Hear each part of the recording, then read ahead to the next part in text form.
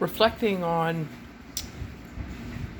all our growth and what we go through and why we go through it. And you can ask questions forever, and a lot of the time you won't get your answers, but for the most part, it really doesn't matter, because if you're seeking answers, you may not find them in your mind, but you'll find them in your heart. It's more of a feeling or an energy, or a more like just a realization that things that we think a lot of times are just thoughts. They may come from a place, where we're not really in touch with ourselves, or they can come from repetition of things people have said that we take into our mind and our memory, and we, maybe repeat them or hear them, the voices of the past, of things that were said that weren't very kind, but that doesn't mean we need to hold on to that. A lot of times you can use them to reflect maybe on things that are happening, and you can say, well, yeah, gee, that person said that and it kind of hurt me a little bit, but if I really, really think about it, maybe that's something I could change. Then again, you could say, well, that's their perception, that's where they're coming from, that's their point of view, that's their perspective, but it really has nothing to do with me. It has more to do with them and where they're at, their growth, their maturity, their experience, because every day pages are turning, things are coming up and lessons are learned and interpreted as wisdom or trauma.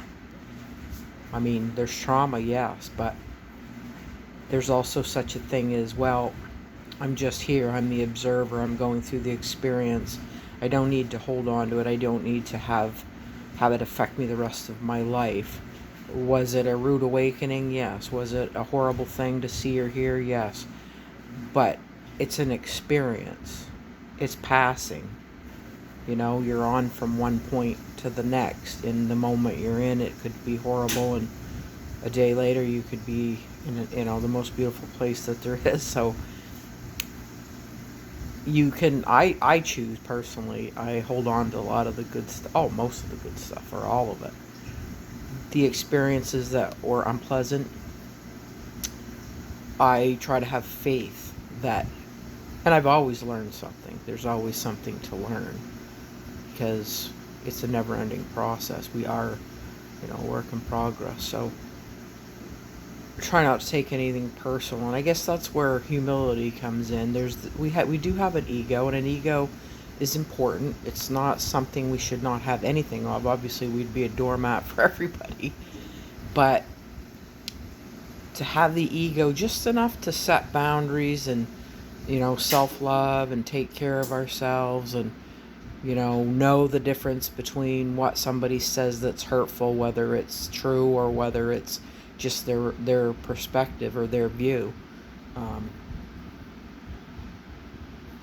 Like I said, it isn't personal. If you come from a place of open vulnerability and humility, you can see it for what it is, which is just, it's not personal.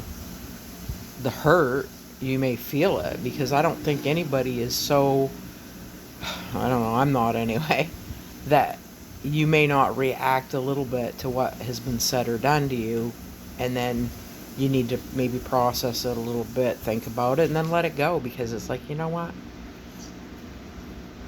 That was mean. It was uncalled for. And sometimes it's not even just what was said. Sometimes it is, but sometimes it's the way it gets said. And all it is a reflection of someone else's energy, where they're at. Like a lot of times it's very easy for people to get hurt and turn around and hurt somebody else. Does it make it right? Or does it make it feel better? No, not really. But until they learn that it doesn't, they're going to continue to do it.